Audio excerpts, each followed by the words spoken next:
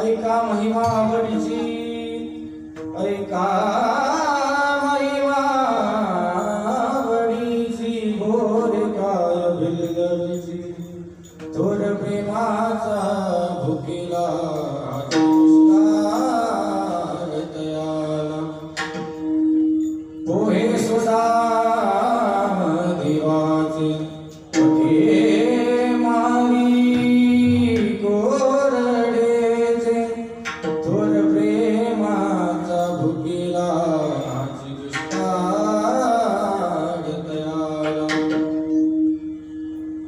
न मनो उच्चिष्ट तवा तोडे, तुका म्हणे भक्ती पुढे, थोर प्रेमाचा भुकेला आची दुष्काळ तयाला,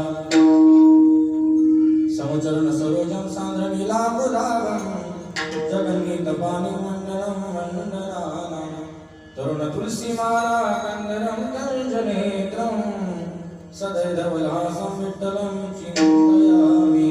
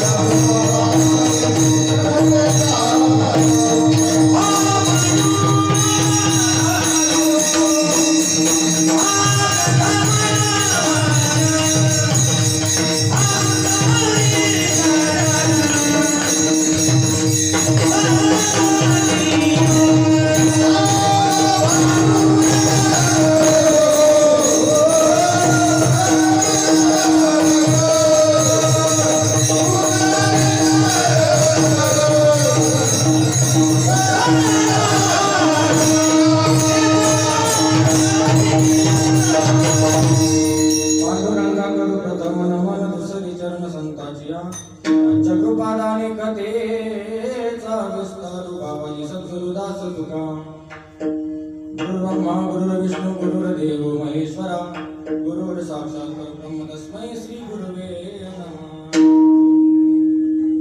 गंगा विशुद्धं नितपाद स्पर्शं, सर्वेष्टितं चुंबितं पुण्यस्थानं, सराले स्थितं तं समाधिस्थमूर्तिं, नमामि गंगाधरी योगिराज। तपोज्ञान वैराग्य भक्ति स्वरूपं, सदानं कृतं साधु संन्यास योगम्।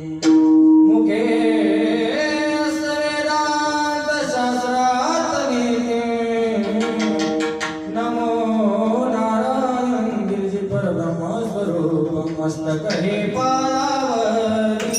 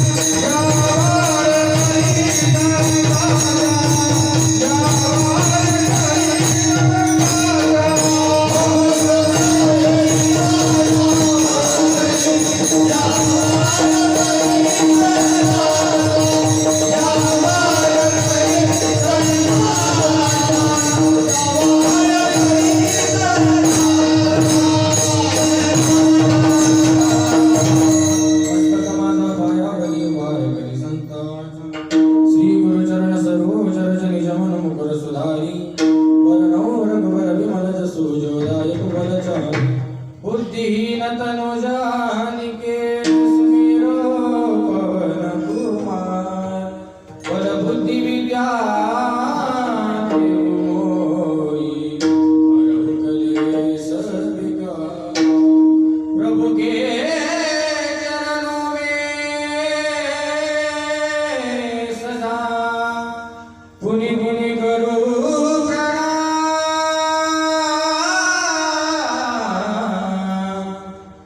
ऐसी माया तारी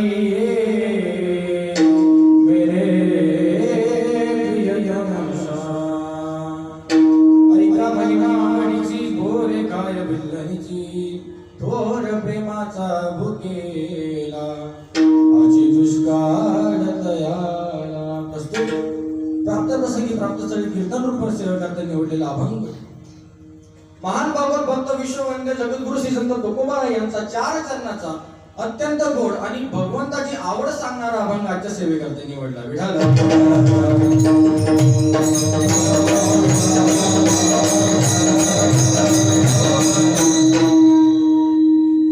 या अभंगातून जगद्गुरु तुकोबाराय भगवंताची आवड स्पष्ट करतात. हे बघा, आवड 3 पद्धतीची पाहता येईल. मृत्यू लोकात पाहायचं झालं तर आवड 3 पद्धतीची आहे. एक देवाची आवड जी आजच्या अभंगात आपल्याला बघायची आहे आणि 2 आवडी अशा आहेत, एक जीवाची, एक संतांची आणि त्याच्यानंतर भगवंताची. अशा आवडीच्या 3 टप्प्याने आपण जर बघत गेलं तर भगवंताची आवड आपल्याला लक्षात येणार आहे. हा अभंगाचा मजेदार आहे. महाराज या अभंगातून आवडीचे प्रकार सांगतात आणि पहिल्या चरणामध्ये रामायणातलं एक सुंदर दृष्टांत देतात. तिसऱ्या चरणामध्ये महाराज भागवताचा दृष्टांत देतात. असा हा सरळ आणि साधा अभंग तुमच्या समोर आजच्या सेवेकरता निवडलाय. श्री क्षेत्र धनगरवाडी या ठिकाणी चालू असणारा अखंड हरिनाम सप्ताह आणि या सप्ताहामध्ये दुसऱ्या दिवसाचा पुष्प मुकण्याची सेवा आपण सर्व धनगरवाडीकर ग्रामस्थ सर्वांच्याच आज्ञेने या ठिकाणी माझ्याकडे आले आहे. सेवेचा आनंद द्विगुणित करण्यासाठी मोठ्या संख्येने उपस्थित माता भगिनी, पितृजन वर्ग, आभारवृत्त माता भगिनी सर्वांना या ठिकाणी वंदन करतो. आजच्या सेवेकरता उपस्थित सर्व टाळकरी, विनेकरी, मृदंगाचार्य, गायनाचार्य सर्वांच्या चरणी या ठिकाणी नतमस्तक होतो आणि सेवेला सुरुवात करतो. बघा, सेवेला सुरुवात करण्यापूर्वी वक्ता या नात्यानं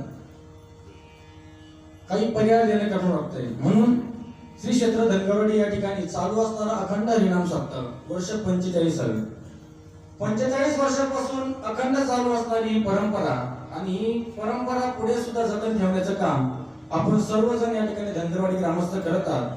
त्यामुळे सर्व धनगरवाडी ग्रामस्थांना मी या ठिकाणी विशेष धन्यवाद देईन. बघा, काही सप्ते चालू झाले, बंद पडले, पुन्हा सुरू झाले, पण धनगरवाडीचा सप्ताह अजून पहिल्यापासून जसा चालू झाला तसा तो अखंड चालू आहे आणि अखंड चालू राहणार अशी आपण सर्वजण देवाकडे प्रार्थना करू. म्हणून या सप्ताहाकरता सर्वांचंच योगदान आहे, योगदान सर्वांचंच आहे. ब्रह्मलीन नारायणगिरीजी महाराज या ठिकाणी आपल्या गावात कालीचे कीर्तन करायचे, पण खऱ्या अर्थाने या ठिकाणी नामोल्लेख करायचं म्हणजे आपल्या गावावर नितांत श्रद्धा असलेले वैकुंठवासी ब्रह्मलीन सदानंदजी महाराज पाथरेकर यांच्या प्रेरणेने हा सप्ताह चालू आहे. आणि सदानंद बाबांच्या कृपा आशीर्वादानं गुरुवारी ब्रह्मलीन सद्गुरू श्री नारायणगिरीजी महाराज असतील, स्वामी रामगिरीजी महाराज असतील, यांच्या मार्गदर्शनाने हा सप्ताह अखंडपणे सुरू आहे आणि अखंडपणे सुरू असावा अशी आपण सर्वजण देवाकडे प्रार्थना करू. चला, वर्ष 45 आहे आणि 45व्या वर्षातील दुसऱ्या दिवसाची कीर्तन सेवा धनगरवाडी ग्रामस्थ असतील, सर्व माता भगिनी, पितृजन वर्ग असतील, सर्वांच्याच आज्ञेने या ठिकाणी माझ्याकडे आली. सेवेचा आनंद द्विगुणित करण्यासाठी आपण सर्वजणच या ठिकाणी मोठ्या संख्येने उपस्थित आहात. फार अवघड चेहरा करून बसू नका. मी कीर्तन एकदम सोपं करणार आहे, एकदम सोपं करणार, तुम्हाला समजेल असं करणार आहे. फार अवघड चेहरा करून बसू नका. बघा, फक्त कीर्तनाचे 10-5 मिनिटं आधी माझ्याकडे लक्षपूर्वक घेऊन ऐका, कान माझ्याकडे द्या. हे बघा, या अभंगातून तुकोबाराय भगवान परमात्म्याची आवड सांगतात. आवड, आपलं आजचं कीर्तन फक्त एका शब्दावर आहे, आवड. या अभंगातून जगद्गुरु तुकोबाराय भगवंताची आवड सांगतात. तसं पाहिलं तर आवड 3 पद्धतीची आहे. या मृत्यू लोकांमध्ये जर पाहायचं झालं तर आवड 3 पद्धतीची आहे. 3 पद्धतीची कशी? एक आहे देवाची आवड, जी आजच्या अभंगात आपल्याला बघायची आहे, आणि 2 आवडी अशा आहेत, एक जीवाची आणि एक संतांची, त्याच्यानंतर भगवंताची. अशा आवडीच्या टप्प्याटप्प्याने आपण जर आवड बघत गेलं तर भगवंताची आवड आपल्या लक्षात येणार आहे. मग जरा विचार करा, संतांना काय आवडतं? संतांना काय आवडतं? खूप सोपे प्रमाण आहे, खूप सोपे अभंग आहे. संतांना काय आवडतं असं आमच्या समोर प्रश्न आला की लगेच आम्हाला तुकोबारायांच्या मालिकेतील दुसऱ्या मालिकेतील दुसरा अभंग आमच्या डोळ्यासमोर येतो. आवडे हे रूप गोविंद सलोना, आवडे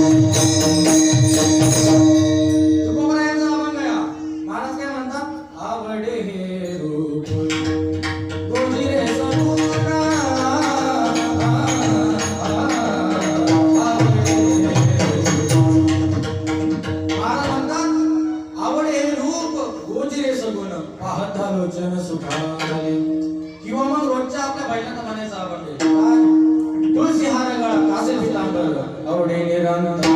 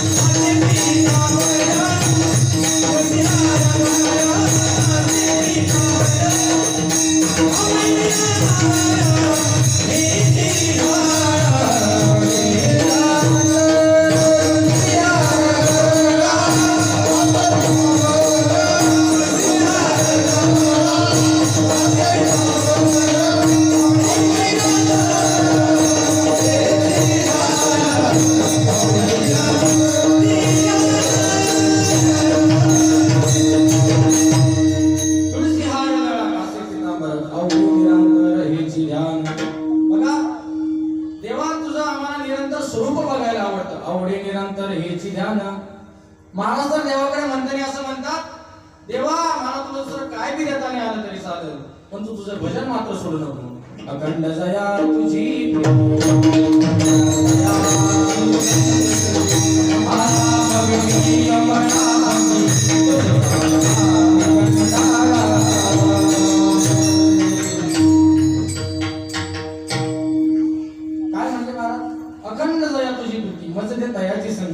महाराज म्हणतात, देवा तुला वाटत असेल तुझ्या बहिणाचा आम्हाला कंटाळ आहे, तर असं अजिबात नाहीये. देवा तुला वाटत असेल तुझ्या बहिणाचा आम्हाला कंटाळ आहे, तर असं अजिबात नाहीये. म्हणून तर तू काय कर, तू तुझं भजन दे, तुझी भक्ती दे. म्हणून देवाचं स्वरूप बघायला संतांना आवडतं, देवाची भजन भक्ती करायला संतांना आवडते, आणि जगाचं कल्याण करायला संतांना आवडतं. ही पहिली आवड. पहिली आवड कोणाची? संतांची. आता दुसरी आवड कोणाची? तर जीवाची आवड. काय आवडतं जीवाला? काय आवडतं तुम्हाला? मला तुमची आणि माझी आवड वेगवेगळी. तुमची आणि माझी आवड वेगवेगळी. काहींना झोपायला आवडतं, काहींना उठायला आवडतं, काहींना पळायला आवडतं, काहींना बसायला आवडतं, काहींना बोलायला आवडतं, काहींना कीर्तन करायला आवडतं, काहींना गायला आवडतं, काहींना वाजवायला आवडतं, काहींना जेवायला आवडतं. निवड कोणती पाठांतात? पंक्ती पाठांत कळतात का तुम्हाला? पंगत असली का पहिले आजारात. आणि तुम्हाला शपथ खोटं सांगत महाराज, इतके शपथ शपथ खोटं सांगत. माझं कीर्तन होतं वय श्राद्ध झाला. ऐका, माझं कीर्तन होतं वय श्राद्ध झाला, आणि काय झालं, एक माणूस आणि मी एका पंक्तीत जेवायला बसलो.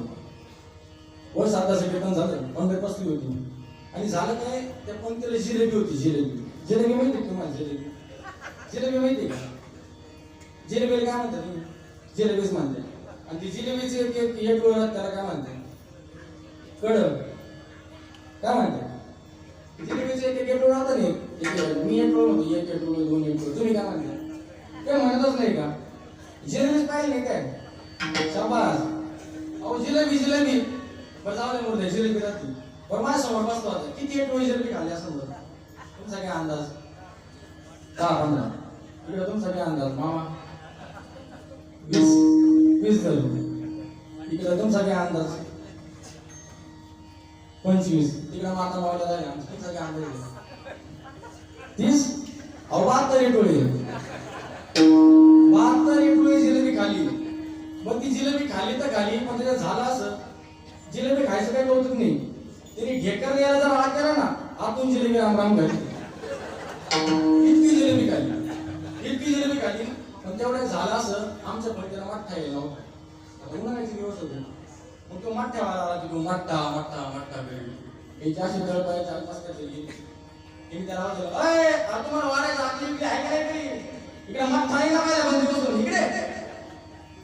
इतका राग त्याला, इतकं तळतळ तिने मठ्ठ्यावाल्याला बोलवलं. ती बादली हिसकून घेतली. बादली हिसकून घेतली, आणि तो मग्या राहतो ना, मग्या तसाच तोंडाला लावला. पण महा डोकं काम करीन. आम्ही म्हटलं, यांनी झेकर द्यायला केलं तर आतून जिलेबी दिसत होती, यांनी मग्या भरून मठ्ठा बसवला बरं. महा डोकं काम करीन. मला प्रश्न पडला, मग मी काय केलं, मी म्हटलं काही झालं तरी चालेल, पण भावड्याला भेटता असून जायचं नाही. कीर्तन झालं, आम्ही हात बीत घेतले, त्याच्याकडे गेलो. म्हणलं, भाऊ मला तुम्हाला एक प्रश्न विचारायचा आहे, तुम्हाला राग नका येऊ देतो. ते म्हणजे काय नाही भाऊ, विचारा, आम्ही तुमचा आत्ताच कीर्तन ऐकलं, तुमचा काय राग यायचा आहे? तर भाऊ मी पाहत होतो, जवळजवळ तुम्ही माझ्याकडे बसले होते, जवळजवळ तुम्ही 72 टोळी जिलेबी खाल्ली. तुम्ही माझ्याकडे असं पाहिलं, म्हणून तुमच्या काय वापस नाही गेलं.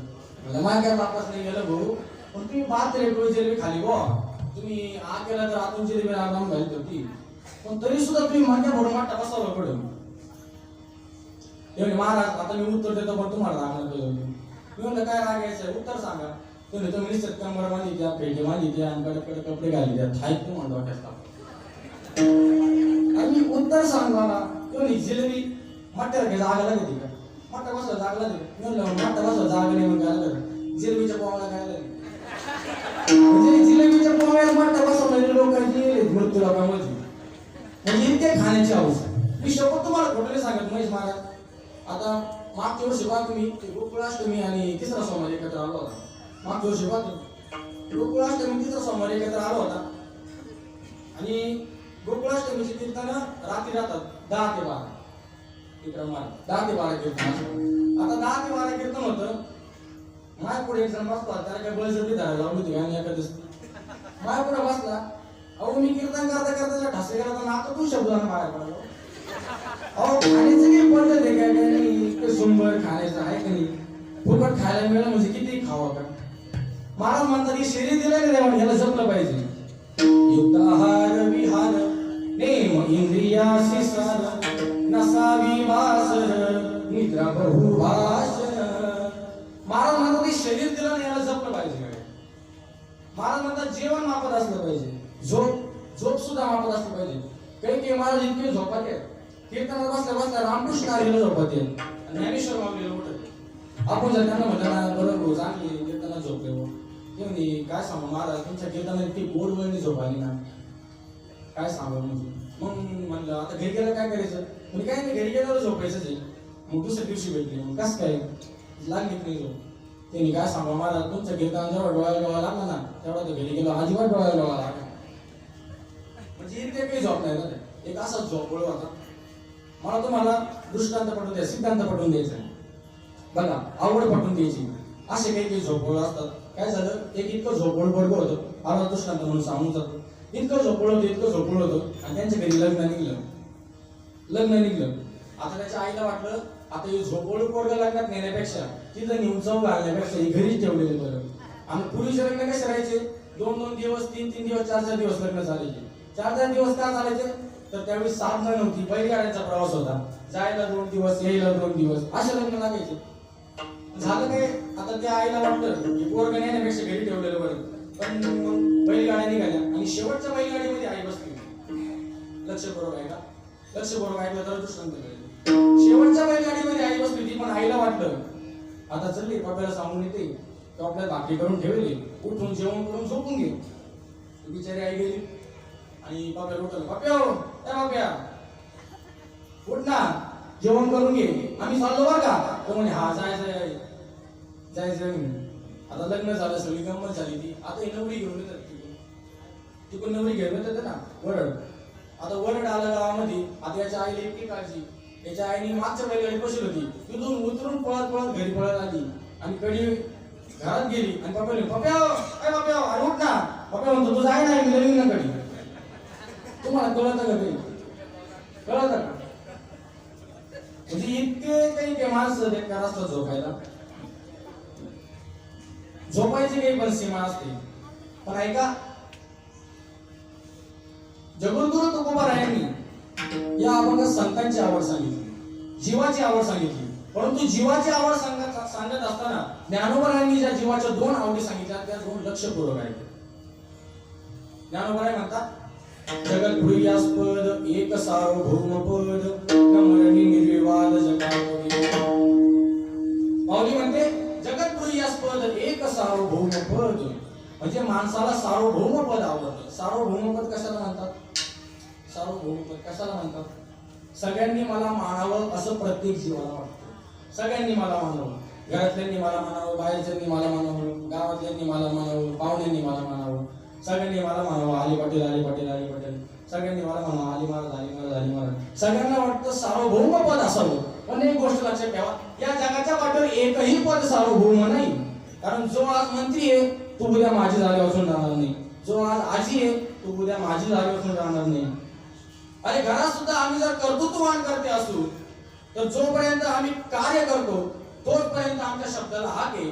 ज्या दिवशी आम्ही कार्य करायचं सोडून देऊ त्या दिवशी आम्ही पोटपोट हाका मारून मरून जाऊ तरी सुद्धा आमच्या शब्दाला हाक नाहीये. म्हणून सार्वभौमपद कुणालाच मिळत नाही. सार्वभौमपद कशाला म्हणतात, सार्वभौमपद कशाला म्हणतात, आपण गेल्यानंतर या जगाने आपली आठवण काढून रडणं याला सार्वभौमपद म्हणतात. गेले दिगंबर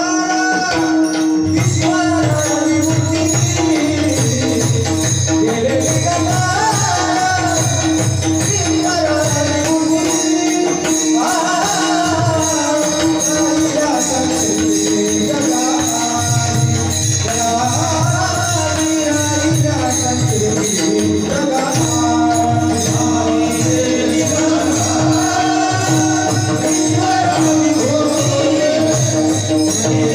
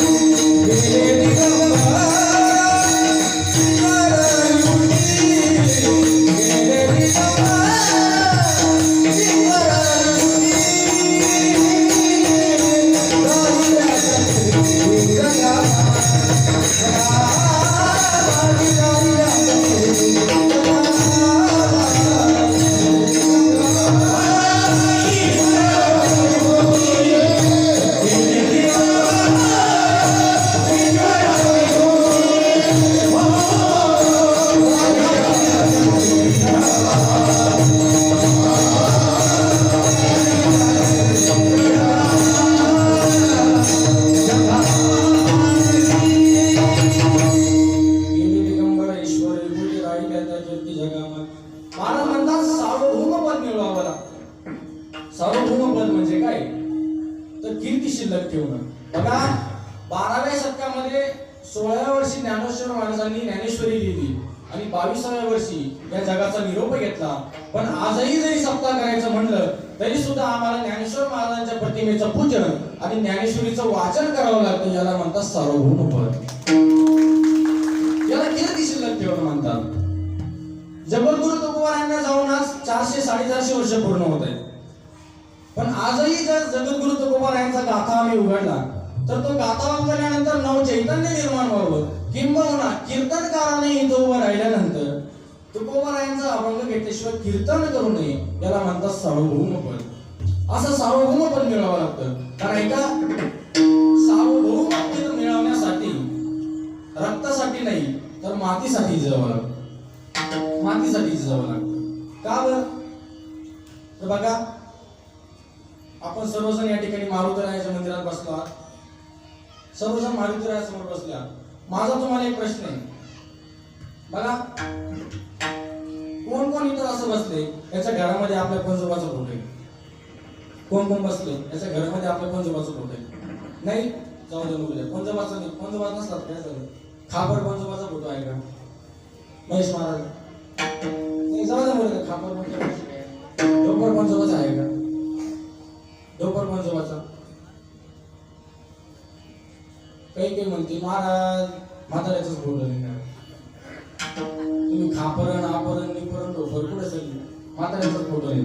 पण ऐका ज्या रक्ताने आम्हाला जन्म दिला त्या रक्ताचा फोटो आमच्या घरात नाही. इतकी बेईमान माणसं होतात. लक्ष बरोबर आहे का? ज्या रक्ताने आम्हाला जन्म दिला, ज्या आज्यानं ज्या पंजानं आम्हाला असे पैशाला पैसे लावून वाढवलं शिकवलं, ज्या रक्ताने आम्हाला जन्म दिला त्या रक्ताचा फोटो आमच्या घरामध्ये नाही. परंतु मला एकही घर या ठिकाणी असं दाखवा ज्याच्या घरामध्ये माझ्या अहिल्या देवीचा आणि छत्रपती शिवाजी महाराजांचा फोटो नाही. एकही घर असं दाखवा ज्या घरामध्ये माझ्या अहिल्या देवीचा फोटो नाही, ज्या घरामध्ये माझ्या छत्रपती शिवाजी राजाचा फोटो नाही. का बरं? रक्ताचे संबंध आहे त्यांचे आपले? अजिबात नाही. अहो रक्ताचे संबंध असे नदी वाहतात. वड्याला जर पाणी आलं ना घरात लहान कोण म्हणतात अरे म्हाताऱ्याचा फोटो लय खराब झाला, वड्याला पाणी आले. जाऊ द्या. म्हाताऱ्याचा फोटो जेच वड्यात टाकला जातो पुन्हा अंदाज सुद्धा जात नाही. पण ऐका तोच माझा छत्रपती शिवाजी महाराजांचा फोटो, तोच माझ्या आईला देवीचा फोटो खराब झाल्यानंतर त्याच वड्यात टाकला जातो. पण बाजारात गेल्यानंतर पुन्हा नवीन आणला जातो. याला म्हणतात सार्वभौम पद. याला कीर्ती शिल्लक ठेवणं म्हणतात. उगाच कोणाचं नाव शिल्लक राहत नाही. याला कीर्ती शिल्लक ठेवणं म्हणतात. आजही जर छत्रपतींची आठवण झाली ना तर काय वाटतं? आठवण येते क्षणाक्षणाला भगवाजी दिसल्यावर.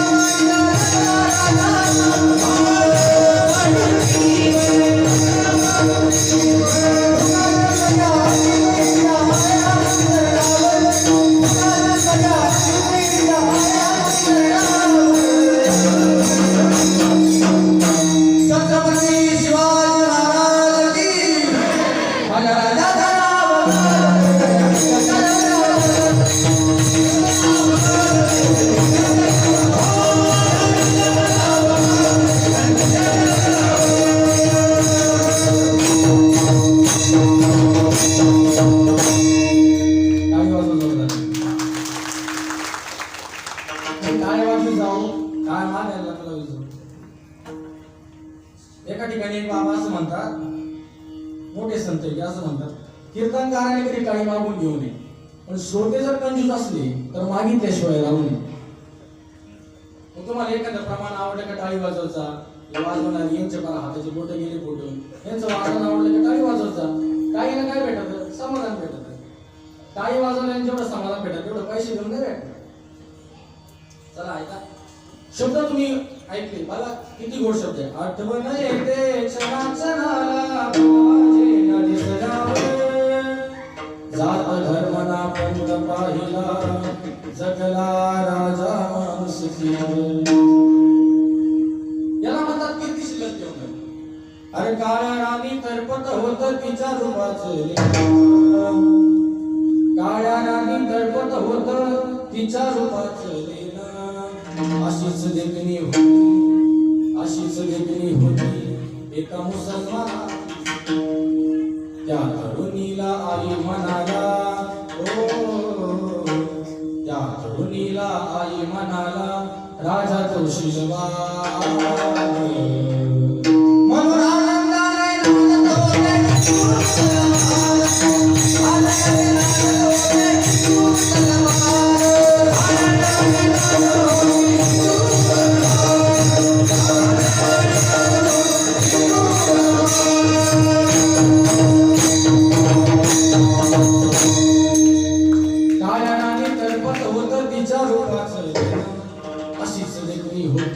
एका मुसलमानाची त्या तरुणीला आई म्हणाला राजा तो शिलवान.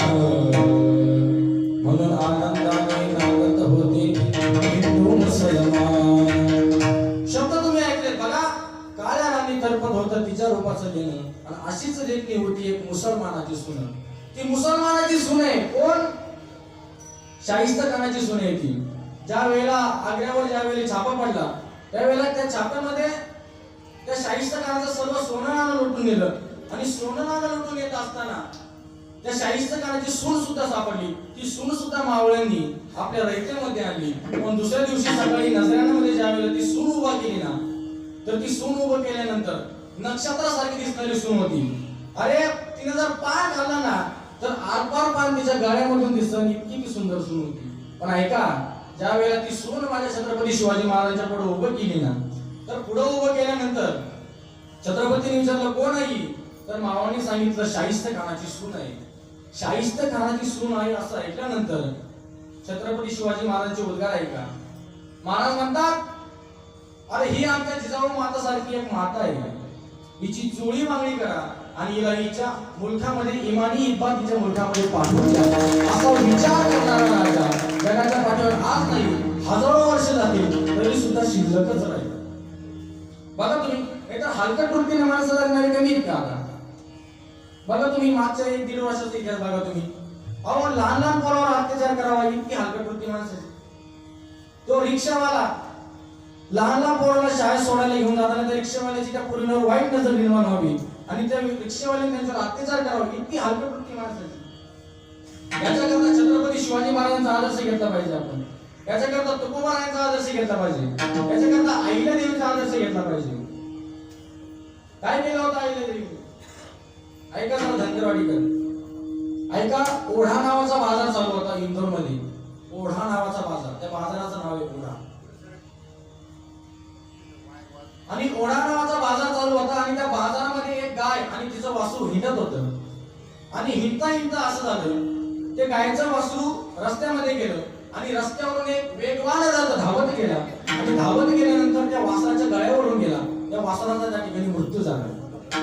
पण ऐका आईल्या देवीच्या राज्यामध्ये अशी काही व्यवस्था होती ज्या कोणाला अडचण आहे किंवा ज्याच्यावर अन्याय होतोय त्याच्यासाठी एक घंटा दिलेली होती. कुठं?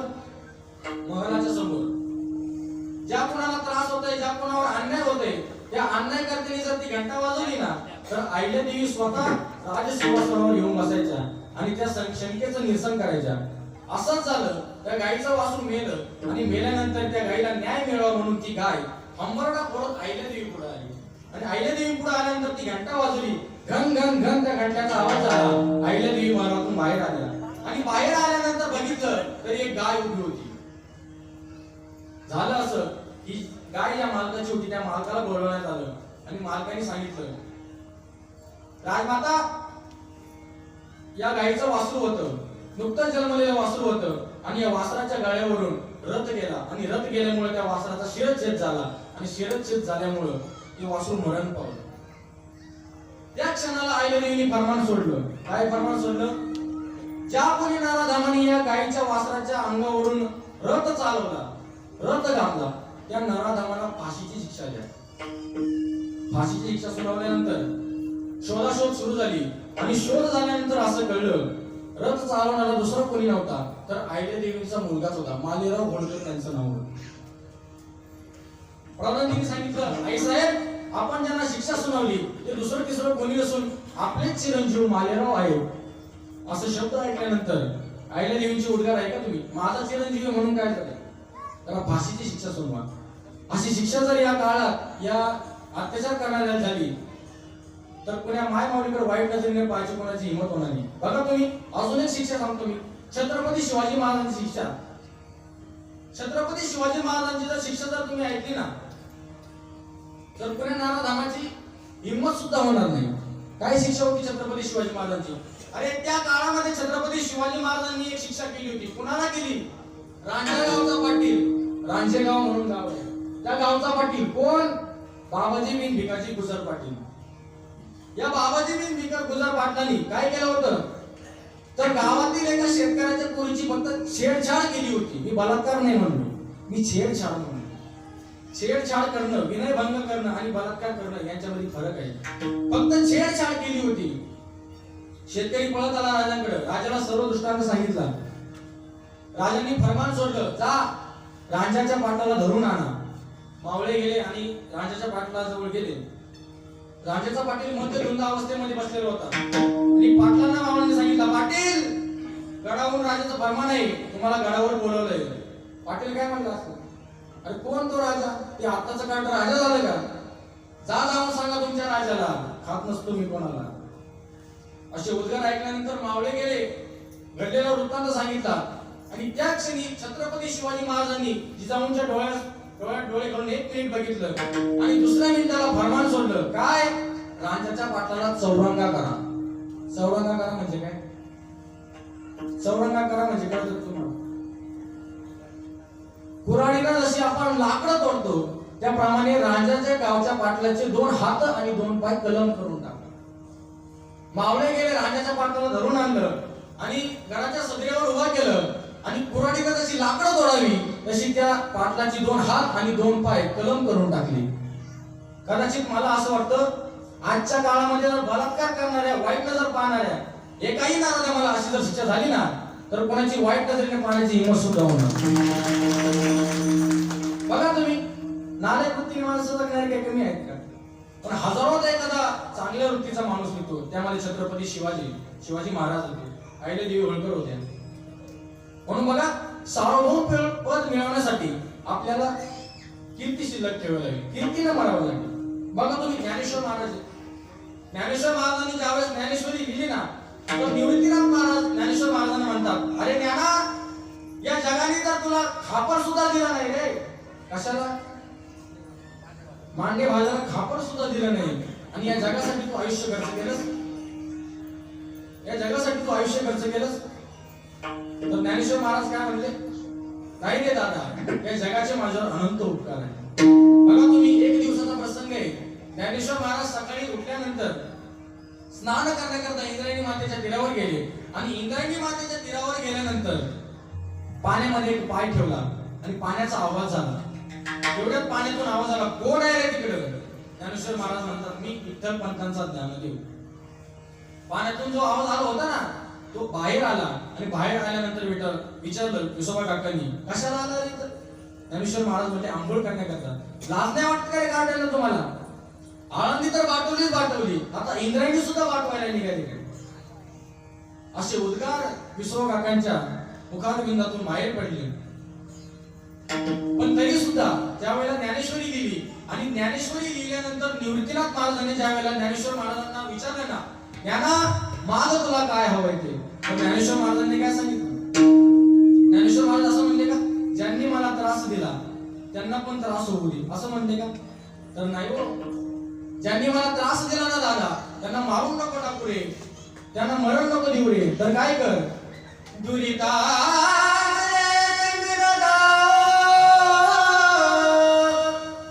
विश्व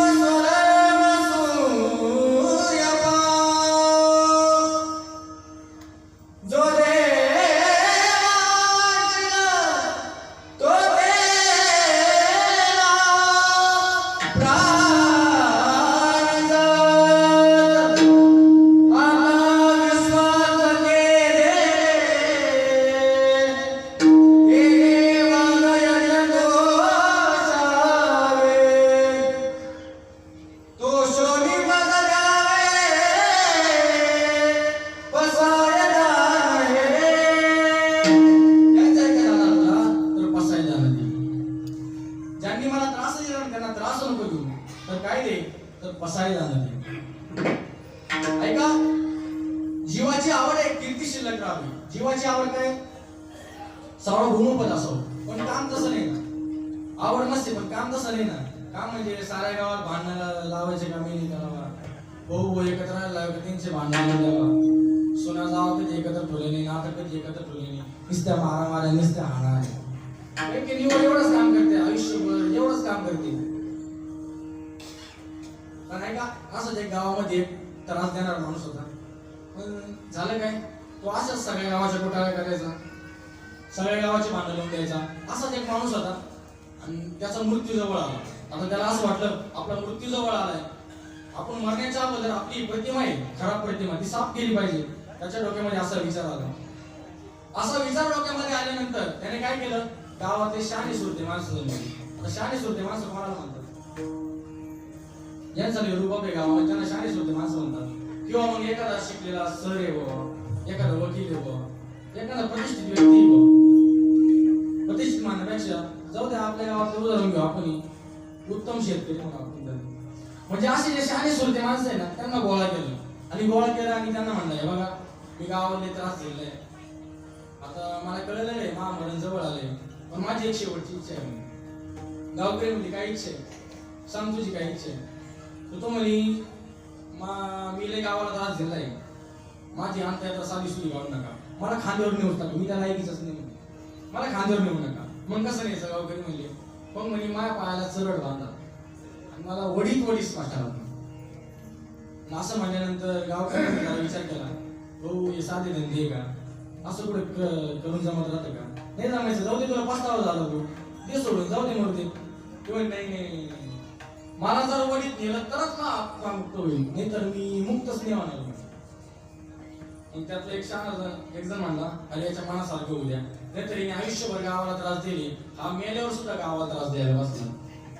मग सगळ्यांनी ठरवलं आता दिवस ढवळ्या करता येईल कधी, झालं भाऊ आता कर्मधर्म संयोगाने त्याचा मृत्यू जवळ आला आणि ते मेलं भाऊ, आता दिवस ढवळ्या करता येणार नाही. मग गावकऱ्यांनी विचार केला थांबा थोडं शिरळ पडू द्या, मी थोडा अंधार होऊ द्या. मग अंधार झाल्यानंतर काढू बाहेर, अंधार झाल्यानंतर बाहेर काढायचं ठरवलं आणि त्यांनी बांधलं होते पायाला चरड बिरड बांधलं, ट्रॅक्टर लावून पुढे त्याला ओढायचं काम चालू केलं. पण गावाला काही शहाणी माणसं राहते, गावाला काही शहाणी माणसं राहते. शहाणी माणसं कळतात का तुम्हाला? शहाणी माणसं कळतात का? म्हणजे गावाच्या पारावर बसलं दुसरं काहीच करायचं नाही, कोणाचं काय सगळं त्यांना माहित राहतं. बरं बातम्या सापडायला त्यांना पुढे जावं लागत नाही, बातम्याच त्यांना सापडी मग त्यांनी पाहिलं होते वडेचं काम चालू झालं, त्यासाठी एखाद्याने लावलं 100 नंबर नको. अहो काय कोण राहिले, अशा 3-4 गाड्या आल्या पोलिसांच्या, निळ्या लाल गाड्या 3-4 गाड्या आल्या. अहो काय कोण राहिले, गाव भरून गेलं, गाव भरून गेलं आणि तिला जेलमध्ये टाकून. आता जेलमध्ये टाकून दिल्यानंतर आता त्याच्यात काय साधे माणसं होती का, प्रतिष्ठित माणसं होती, आणि जेलमध्ये टाकून दिलं आणि याचं आयुष्यभर वाटवलं. याचं काय झालं माहिती का, पोलिसांनी याचा शासकीय इंतजामामध्ये अंत्यविधी केला. अहो आयुष्यभर वाटवलं याचं आणि शासकीय इंतजामामध्ये अंत्यविधी केला. आणि हे सगळे लोक बाकीचे जेलमध्ये जाऊन बसले, त्यांना असं वाटलं खरंच आपण काम केलं गड्या, आयुष्यभर आपल्या आयुष्याला कधी कलंक लागला नाही, पण आज असं काम करून बसलो आपण. ते लोक असे चापून जेलकडे पाहिजे रडायचे, असे एक तोंड आणून रडायचे, काय दिवस उगवला. पण तेवढं झालं असं ती जेलमध्ये सगळे रडत होते, पण एक कोपऱ्यात मागं बसलेला माणूस हसत होता. इतकं मोठे असतं, आणि त्याला हसताना पाहिल्यानंतर जेलमधल्या माणसाची दळपळायची आग मस्त गेली. काय रे खुशाल दातरी काढून राहिलं, हा काय असलीच तपास आहे तुला? अरे ते म्हणे तुम्हाला अजून काही कळणार. कोण? तो हसणारा माणूस. काय म्हणला? अरे तुम्हाला अजून काही कळणार. काय कळणार? हे आमचं आयुष्य गेलं, काय कळणार म्हणे? अरे तुम्हाला अजून काही कळणार म्हणे. काय कळणार? अरे तो त्यांनी आयुष्यभर गावाला त्रास दिला तर दिला, पण जाता जाता सारं गाव जेलमध्ये टाकून गेला. म्हणजे काही की इतके क्वालिटीचे माणसं राहतात.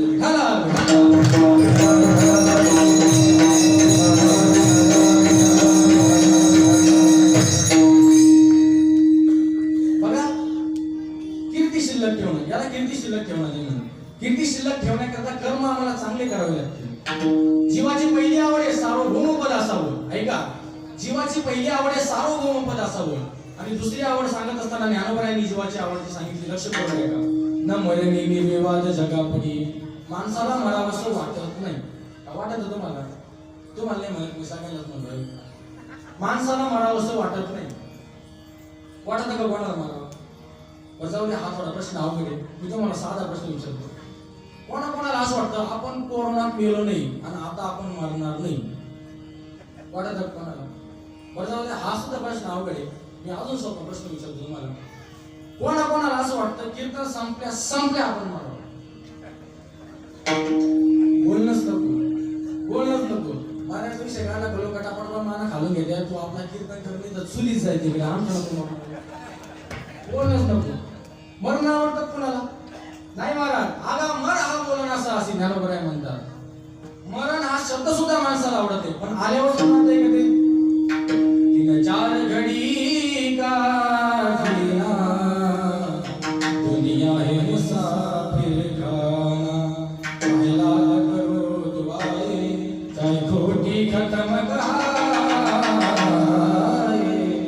बस यही चलाए गाना, दुनिया है मुसाफिर खाना.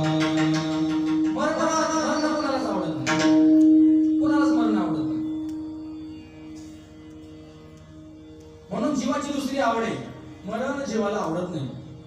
आणि महाराज म्हणतात, ज्यावेळी मरण येईल ना, त्यावेळेला तुम्हाला या मरणातून कोणीच सोडवणार नाही.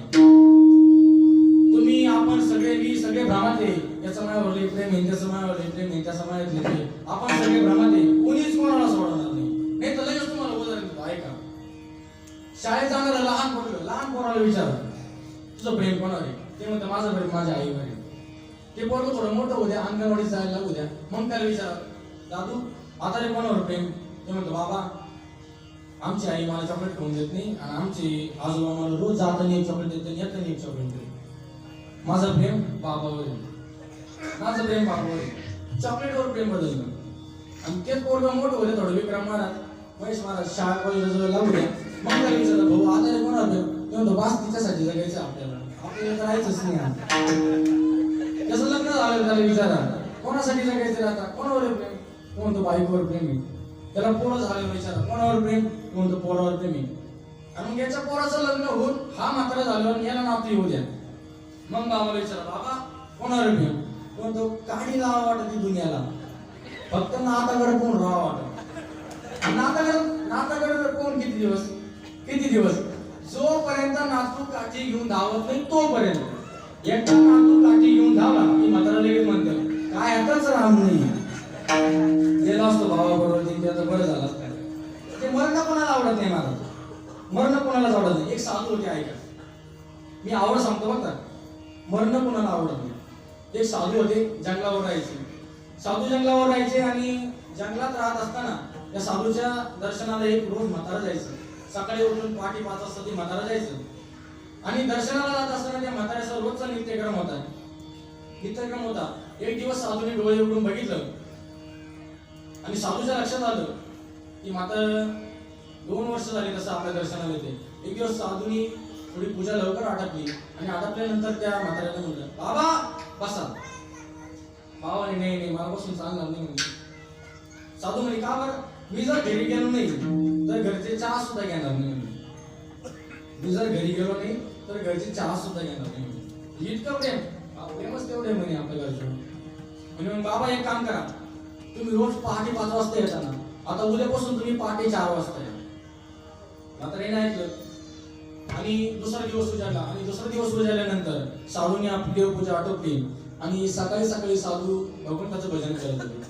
इतना तो करना स्वामी जब प्राण से निकले, गोविंद नाम लेके जब प्राण से निकले, एक भक्त की अर्जी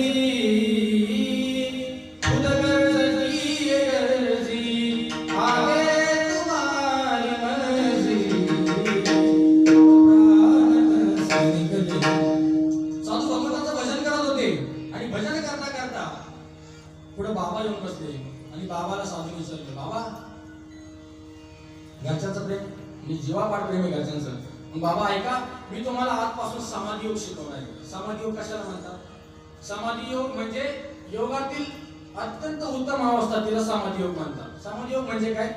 श्वास न घेता जिवंत राहण्याची कला, तिला समाधी योग म्हणतात. श्वास न घेता जिवंत राहण्याची कला, तिला समाधी योग म्हणतात. आणि समाधी योगाचं प्रशिक्षण सुरू झालं. साधूंनी बाबांना प्रशिक्षण देणं सुरू केलं आणि 2 वर्ष झाले, 4 वर्ष झाले. 4 वर्षानंतर म्हातारं 4 तास श्वास थांबवायला लागलं. 4 तास श्वास थांबवायला लागले. आणि 4 तास श्वास थांबवायला लागल्यानंतर साधूंनी सांगितलं, बाबा आता उद्यापासून माझ्याकडे यायची गरज नाही. म्हातारं म्हणलं, हा काही चुकलं का?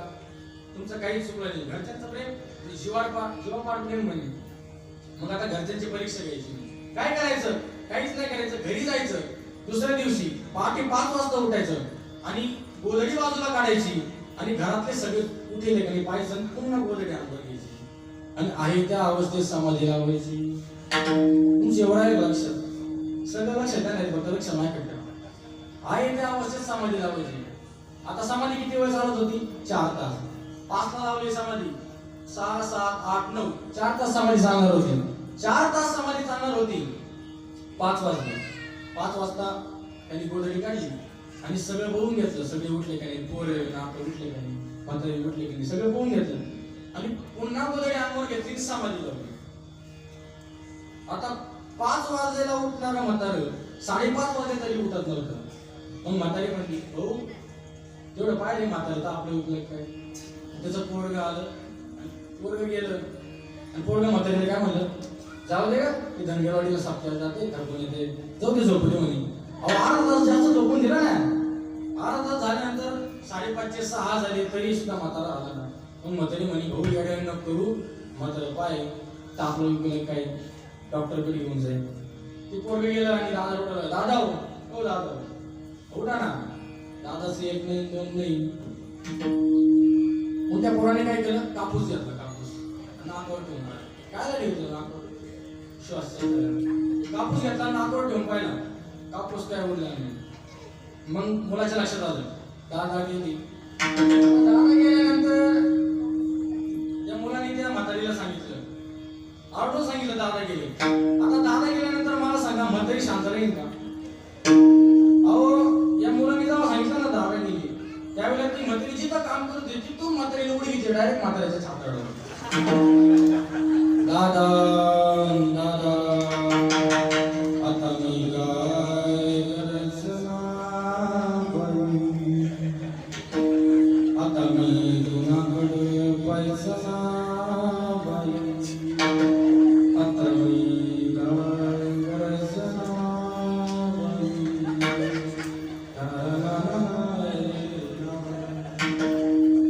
भरपूर पदार्थ त्याच्यामध्ये तुमच्या हिशोबाने जुळून द्यायचा पुढे ते भरपूर राहते. मी पण मग शांत यात्रा केली आहे, मुक्ती गेली, भरपूर पदार्थ त्याच्यामध्ये तुम्ही तुमचे जुळून घेता. मग मला सांगा, म्हातारी रडायला लागली. म्हातारी रडायला लागली आता. मग मला सांगा, ज्या घरामधली सासू रडती त्या घरातल्या सुनांना गप्प राहण्याचा अधिकार आहे का? ज्या घरामधली सासू रडती त्या घरातल्या सुनांना रडावंच लागतं, मेंडेटरी रडावंच लागतं. आणि मग मला म्हणतात ती सून सुद्धा कशी रडती, वजन लावल्यासारखी, मोले घातले रडाया रडाया नाही असू आणि माया, नाही असू आणि माया, मोले घातले रडाया रडाया. महाराज म्हणतात सासूसाठी रडे सून भाव अंतरीसाठी. महाराज म्हणतात सासू रडायला लागली की सुनेला रडावंच लागतं. मग तिच्या डोळ्यामध्ये पाणी नसलं तरी चालेल, तिच्या अंतःकरणात तो भाव नसला तरी चालेल, फक्त आवाज मोठा लागतो बस. महाराज एक मासिक मग ती म्हातारी रडायला लागली. मग त्यांचा रडायचा कार्यक्रम सुरू झाला. मग तुम्हाला खरंच खोटाने सांगत महाराज, ते माणूस गेल्यानंतर पहिलंच 1 तास रडते ना, ती इतकं जीव लावून रडते ना, यांचं पण रडणं सुरू झालं. ह्यो त्याच्या अंगावर चढतो, त्याच्या अंगावर, त्याच्या अंगावर, यांचं इतकं रडणं सुरू, इतकं सगळे जीव लावून रडले. आणि ते 1 तासानंतरचं जे रडणं राहतं ना, इतकं धोरणबाज रडणं राहतं ना. मग आम रडणं चालत नाही विक्रम महाराज, एका डोकरून जायला धोरणबाज रडणं राहतं. रडणं कसं राहतं मी तुम्हाला सांगतो, तर लक्ष नाही करता, काय नाही करायचं, फक्त असं पदर लावायचं डोक्याला, माय कर बाबू, असं पदर लावायचं डोळ्याला, निवड 100 वाटायचं काय काहीच करायचं नाही. निवड 100 वाटायचं एक तासानंतर. आणि मग त्या दरवाजाकडे लक्ष ठेवायचं. दरवाजाकडे लक्ष ठेवायचं. कोण येते. आता समजा 36 रामपुरा देवी इथे नाही का, इथे नाही बरं का, दुसरीकडची 36 रामपुरा देवी. चक्कीची गाडी आली तिकडून. चक्कीच्या दारात काय घरात काय झालं की घरातल्या लगेच सावध व्हायचं. घरातल्या लगेच दांगोडा सुरू करून द्यायचा. चक्कीचा दारात काय घरात काय झाला की लगेच इकडच्याने सुरू करायचं. दादा दादा दादाचा चक्की वाटाणा बाई, दादाना चक्कीच्या पोराला पटाके घेतली होते ना बाई, दादाना चक्कीच्या घरी कैऱ्याने रवत्या बाई. अहो येरड नाही याला रडणं म्हणतात. मग ती चकी आली आणि चकी एकदा येऊन जुनी झाली तर परत त्या चकीकडे पाहायचं सुद्धा नाही. चकी कुठे बसली कुठे गेली पाहायचं सुद्धा नाही. येरड नाही मला. आणि गेल्या माणसांसाठी नाही, आपण गेलो सुद्धा हे सुद्धा असेच रडणार नाही का. मग त्यांचं रडणं बिणं चालू झालं. मग ते म्हातारा बसलं होतं. म्हातारा गोधडी झोपलं होतं. मग त्यांनी बाहेर घेतलं त्याला. घरात गावातले 2-3 शहाणी माणसं आहेत. त्यांनी बाजूला बाहेर घ्यावं लागेल. आंघोळीसाठी म्हातारा बाहेर काढले. आणि बाहेर काढल्यानंतर आंघोळीला पाणी गरम राहतं गार राहतो. हा गरम इतक्या कडक पाण्याने म्हातारा धुतली यांनी. आता बोलन कसा भाऊ, सगळा गाव पाहुणे जमा करून ठेवलाय. बोलन कसा भाऊ आता, म्हाताऱ्याला बोलायचं हुकूम नाही ना. मग त्यांनी ते बांधलं बिंधलं ते धोतर बितर गुंडळले त्याला. मग सरा तिरडीवर ठेवलं. इतकं सरमट होतं म्हाताऱ्याला. तिरडीवर ठेवलं. मग ते हळूहळू ते पायाची बोटं बिटं बांधले, हाताची बोटं बांधली त्याकडे. ते ठोकळा काय लागेल ठोकळा लावण्यामागचं काय शास्त्र तुम्हाला माहिती का. शेवटचं त्याला दिलं ते तुम्हाला पट्ट्या मस्त कमवलं होता. उड्या मारून कमवलं. तुला तर कोणी काय रुपये फेकून मारलेलं नाही. पण ठोकळा तुला आम्ही बांधून देतो. गोळ्या दमासून एवढा ठोकळा होता तुझ्या सोबत घेऊन जाईल. महाराज काय पाहता तुम्ही, स्मशानभूमीमध्ये गेल्यानंतर त्या प्रेताला अग्नीचा डाग जरी लागला आणि स्वतःला अग्नीचा स्पर्श जरी झाला ना, तो ठोकळा गळून तिथंच खाली पडतो. रक्षावीरला तो ठोकळा तसाच राहतो. काहीच जाणत नाही मामाची, रुपड्या किंमत नाही माणसाची. जेवढी बाळी राहिली होती म्हातारीने बाळी सुद्धा रोड काढून घेतली. म्हातारी अशी हुशार राहते ना, म्हातारी अशी रडता रडता खाली पायाकडे पाहती, वर पाहत जाते. आणि म्हाताऱ्याला म्हणते, म्हाताऱ्याच्या पायात कसे कडी शोभायचे बाई, म्हाताऱ्याच्या कमराला साखळी सुटली नाही ना बाई, म्हाताऱ्याच्या बोटाईनी अंगठ्या कशा उठून दिसायच्या बाई. आता बोटापर्यंत आली, थोडं राहिली. आता म्हातारी कोण जायचं होतं पाळीपर्यंत, बोटापर्यंत आली. आता म्हाताऱ्याच्या गळ्या कुंपान कसं उठून दिसायचं बाई, बिग बाई फक्त आमच्या म्हाताऱ्यांनीच घालावी बाई. लगेच दोनच्या जागा थोडी बाई वाढून द्या. अहो मोकळं करून चालवलं तुम्हाला, काहीच ठेवलं नाही तुमच्या शरीरावर. मोकळं करून चालवलं. आणि तेवढ्यात त्या म्हाताऱ्याला पस्तावा झाला. आपण साधूचा ऐकून बसलो खरं, पण हा साधू जर वेळेवर नाही आला तर आपल्याला ही जिवंत जाळल्याशिवाय राहणार नाही. ओके, साधू आले, म्हाताऱ्याच्या जीवाची वाला. साधू म्हणे सारखा बाजूला, बाजू नका म्हणे, सारखा बाजूला, तो माझा शिष्य आहे, मी त्याला जिवंत करेन. आता जिवंत करणार म्हटलं सगळे असे सावध झाले, करा बाबा करा बाबा करा बाबा. सगळे सावध झाले. सगळे सावध झाल्यानंतर सगळ्यांनी सांगितलं बाबा जिवंत करा.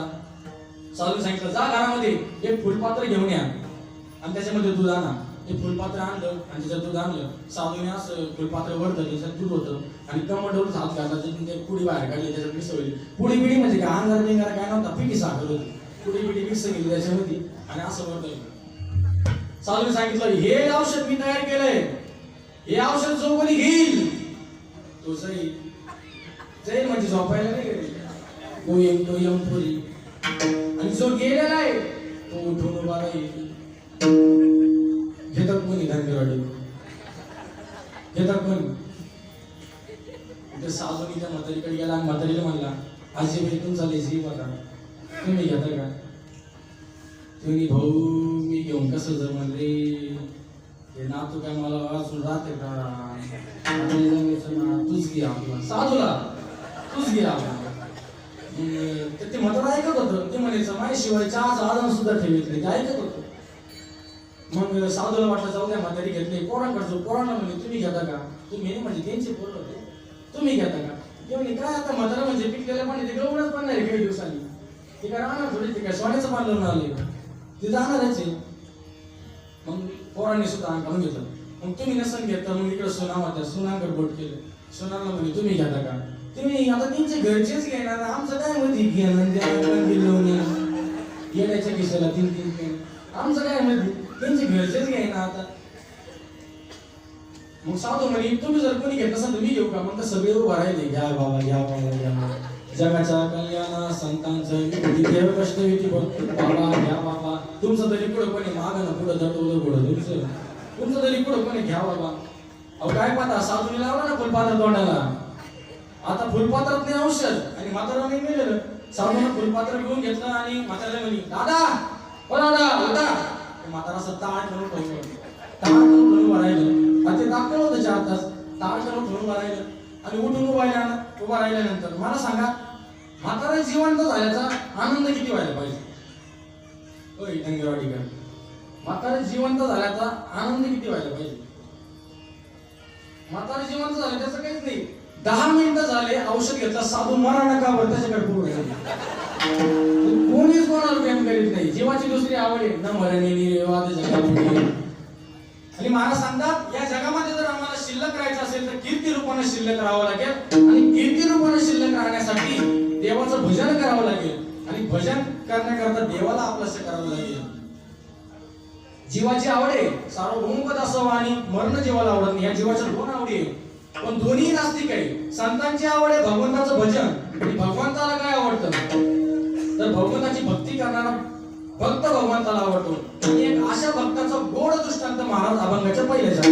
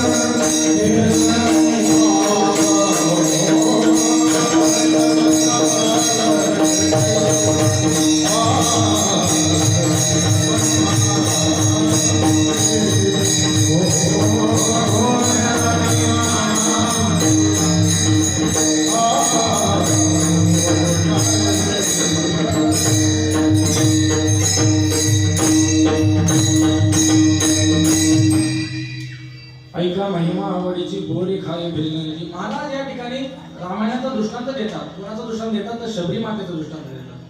कोण होती शबरी तर भिल्ल कुळामध्ये जन्माला आलेली शबरी. परंतु रामप्रभूंचं भजन केल्यानंतर हा संसार सागर तरुण गेली तर शबरी मातेचं दृष्टांत अभंगाच्या पहिल्या चरणात देतात. आणि पुढे महाराज म्हणतात थोर प्रेमाचा भुकेला हाची दुष्काळ तयाला. असा थोर प्रेमाचा जो भुकेला आहे त्याला दुष्काळ कशाचा आहे तर भक्तीचा दुष्काळ आहे. असाच एक सुंदर आणि गोड दृष्टांत महाराज 3ऱ्या चरणात देतात. सुदामाचा आणि कृष्णदेवाचा दृष्टांत 3ऱ्या चरणामध्ये देतात. महाराज म्हणतात पोहे सुदामदेवाचे फके मारी कोरडेचे.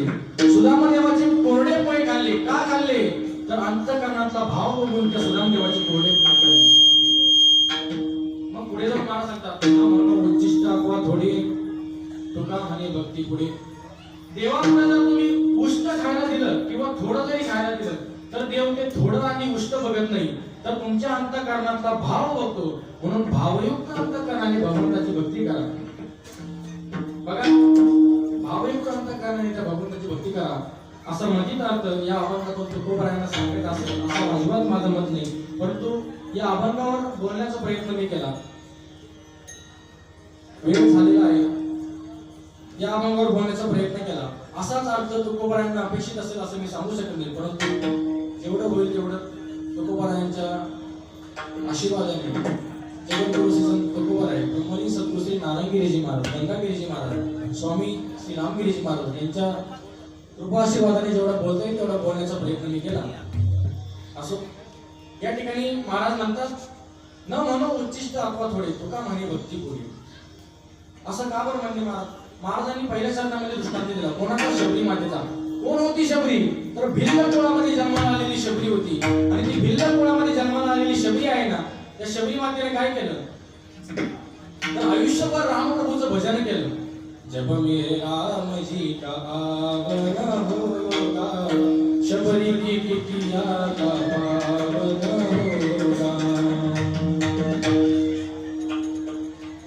राम राम रटते रटते बीती रे उमरिया, रघुकुल नंदन कबाओगे, रघुकुल नंदन कबाओगे, मिलन की नारिया रटते मेरी झोपड़ी के भाग भूल जाएंगे असं भजन शबरी माता करत होती. पण ऐका, शबरी माता ज्या वेळेला भजन करत होती एक दिवस रामप्रभू आले. शबरी मातेला दिसत नव्हतं. रामप्रभू आले आणि रामप्रभू आल्यानंतर त्या शबरी मातेने जी उष्टी बोर गोळा केली होती ती बोर सुद्धा त्या भगवान खाऊन घेतली. असा महिमा त्या भगवंताचा आहे. म्हणून देवाला काय आवडतं तर त्याची भक्ती करणारा भक्त आवडतो. एकदा मोठ्या प्रेमाने भजन करा. विठोबा रघुमाई